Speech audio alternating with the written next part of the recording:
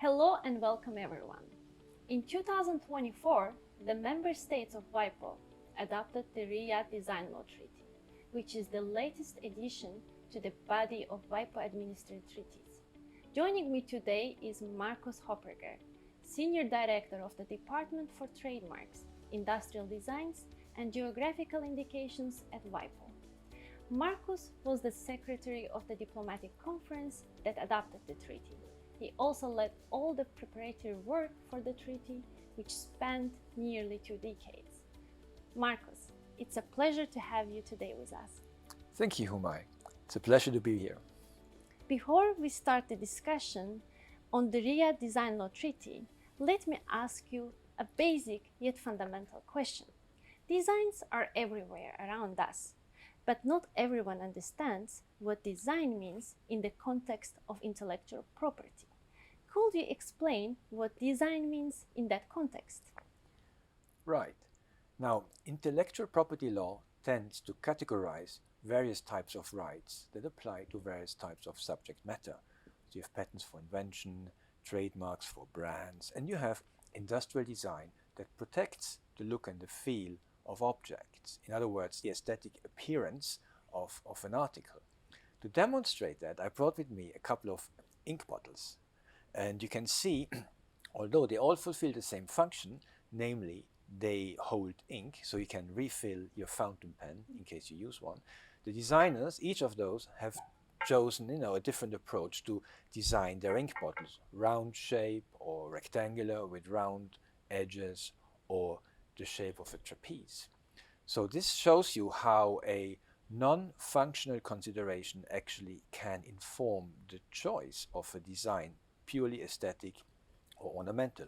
Or take the example of a car design. So you have a classic car here, bully, very old design, and again you have various elements on that car, the front part, the windows, where the rear part is, and so these designs helped actually to create a mass-produced cars in the 1950s, and the design was so successful it still appeals today. And there are youngsters who put their surfboards on the roof of that car and drive down the beach to have a great day in the waves.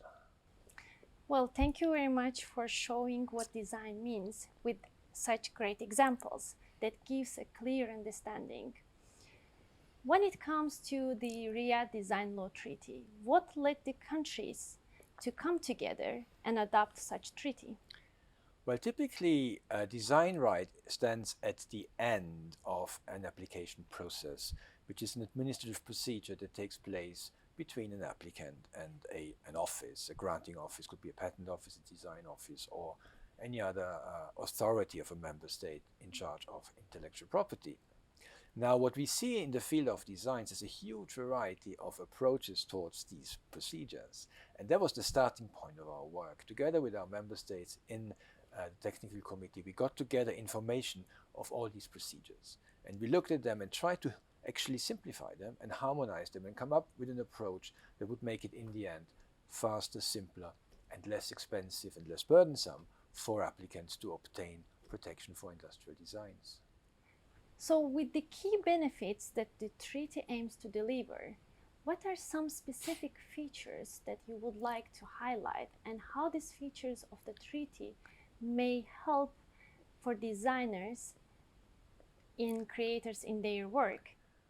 Well, one of the main, I would say, features of the treaty is, for example, the application procedure.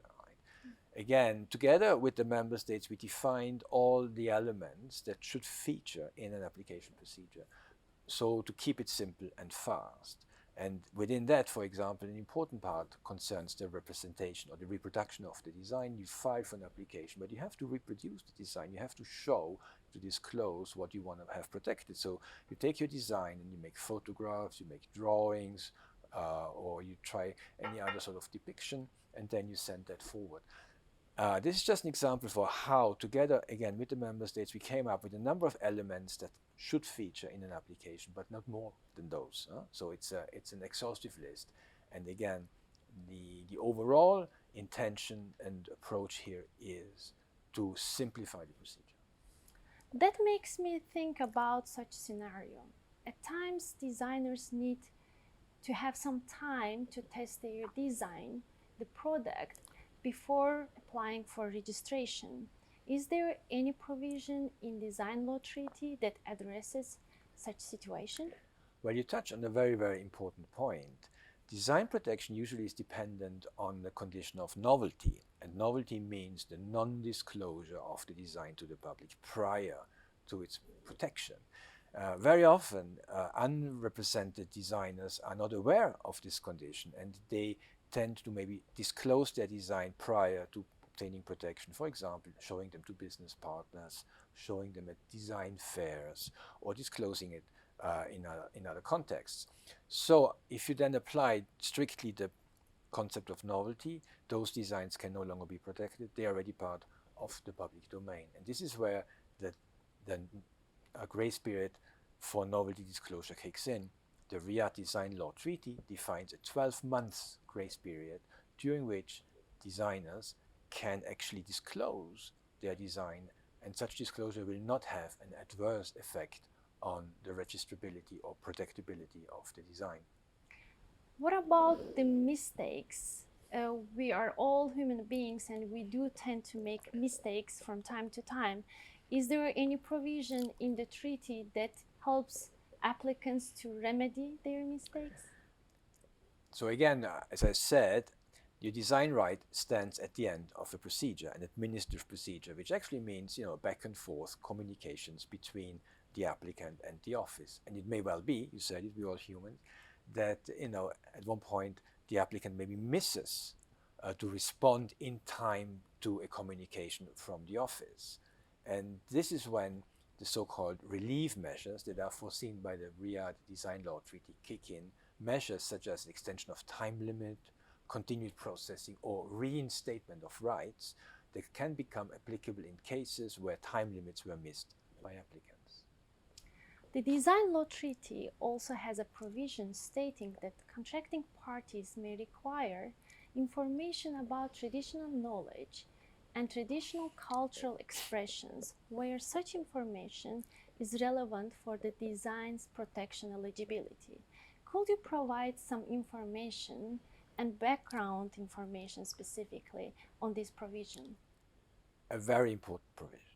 It stands right at the interface between, on the one hand, modern industrial design law, and on the other hand, the protection of traditional knowledge and traditional cultural expressions.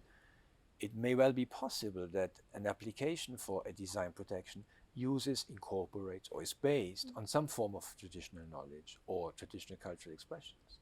In which case, some of our member states said, well, there should be an opportunity for the office, the design office, to request as part of the procedure the applicant to provide information about the design used in case this design or this information will have an effect on the eligibility for protection of the design. So this is an option that is foreseen by the Design Law Treaty, Riyadh Design Law Treaty. It means that member states and future contracting parties have the possibility to require this type of information if their national laws provide so and they want to apply that, but they do not have to. So in other words, it's an optional provision, not a mandatory. The features that you mentioned truly show that the Design Law Treaty aims and focuses on making the system user-centered and more inclusive. With that in mind, I would like to ask you my next and the last question. You were involved in the negotiation process of the treaty from the very beginning. What stood out to you the most during this experience? For me, I think the most impressive moment was to see how the position of member states and negotiating parties, who at times were pretty far apart, converged, came together, how compromises were forged, solutions were found, which actually enabled the membership to adopt the treaty by consensus unanimously. And all that, I think, was also made possible through the very discreet but, how should I say, constant and gentle support by the host country, the Kingdom of Saudi Arabia, who actually provided the perfect backdrop to these negotiations which after 2 very intense weeks in November of last year produced the Riyadh Design Law Treaty. Thank you very much, Marcos, for joining us today and sharing such valuable information and insights on the process of adoption and conclusion of the Design Law Treaty. It's truly encouraging to see how international law evolves in a way that truly supports creative work and innovation. Thanks, Humay, and I really enjoyed the conversation. Thanks very much for joining us. We hope you enjoyed this discussion on the Design Law Treaty. Until the next time.